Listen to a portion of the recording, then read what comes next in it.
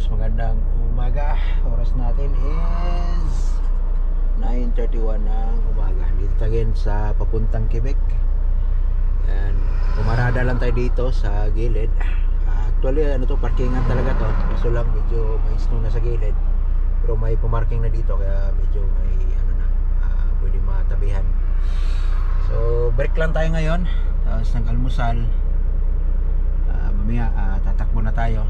Kasi ano lang break natin, mga 30 minutes lang. Kasi ganoon naman ang advice sa atin sa opisina na kailan mag-break tayo between basta sa umaga banda para iwas antok at safe yung biyahe natin. So ngayon habang nagano tayo naka-break, check lang natin yung gulong natin kasi kakatapos ko lang nag-almusal. Ito lang pag nag-break tayo,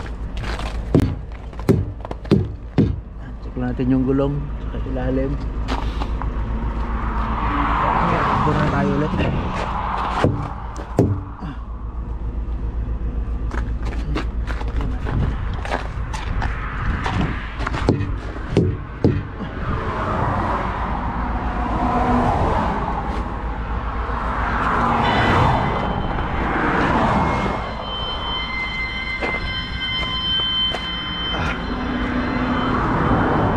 Dito yan, may karatula dyan, bawal magtapon ng basura at bawal umipot.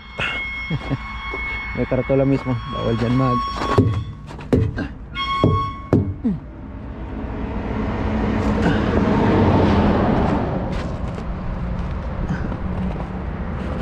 medyo laki-laki dito, dalawang parkingan to dito. Yung una kasi nalagpasan ko, siguro kasi dito mga 5 trailer magkasunod. Ito lang, gilid mismo yan. 5 or 6 ganito lang pahaba sa gilid ng kalsada mismo. So ayan, gubat yan sa gilid.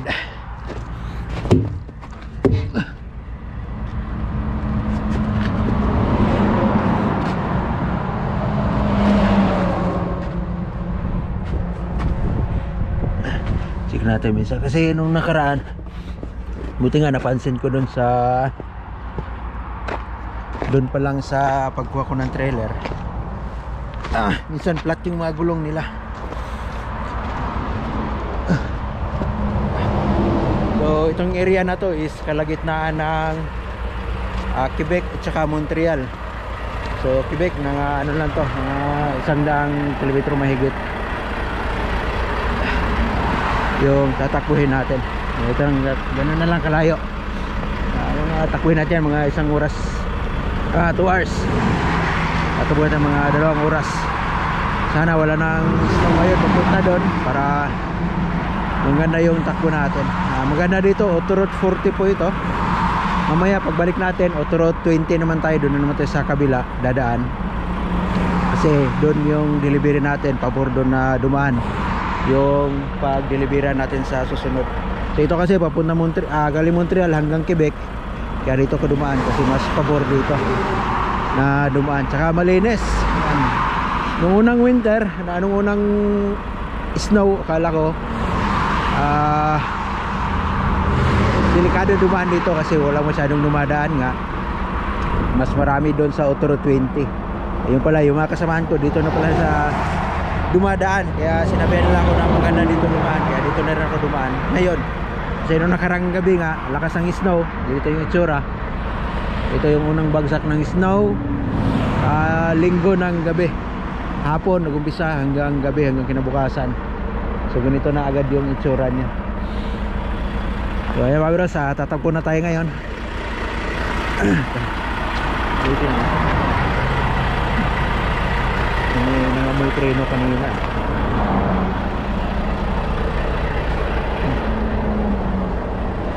So mag-diesel tayo mamaya na pagbalik.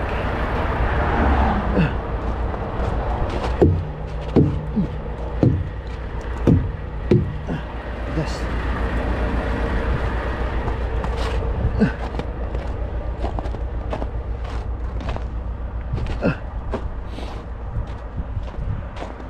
Ayan, sa kabilang parkingan may pumarada na rin. Ano to? Parkingan talaga to dito.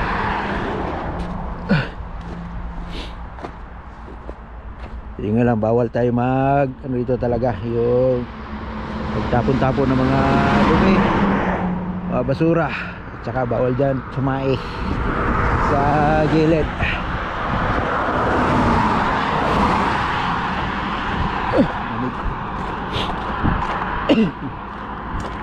Okay na yan, takbo na tayo. Yan natin guys, ikot.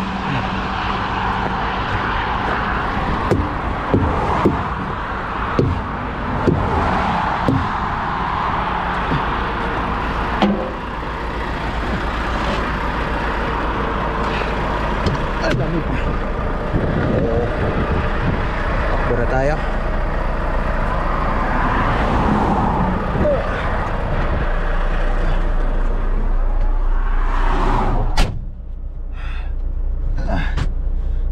Sa gano'n lang, break lang tayo ng 30 minutes. Tignan natin kung sakto na. So ayan yung ilag natin yan. May ano pa tayo, may 5 minutes pang natira. Bagay tayo abante kasi 30 minutes yung pinakamatagal natin break. So ayan, yan nakalagay yan, 25 minutes and 45 seconds.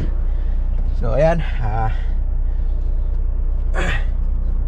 yan ko lang to, ayusin ko lang tong camera natin. Lagay ito sa windshield. Ito lang lagay ko camera. Yan lang yung sa gilid-gilid na yan. Tapos bawal tayo mag cellphone dito kasi yun nga, napakadelikado pag mag cellphone na tawag nito, na nagda-drive. So ganoon naman talaga kahit saan sa Saudi, ganoon din talagang bawal yun. At saka para safe yung pagda-drive natin, at saka pati lahat safe yung mga nasa kalsada. Yan, ingat-ingatan tayo mga bros. Ingat kayo lahat dyan, yung mga kababayan natin dyan nasa Saudi, yung mga kababayan ko dyan. Katrabaho ko dati sa Astra Farm. Shoutout po sa inyo lahat dyan, lahat ng mga taga-friends. Ingat, God bless at bye bye.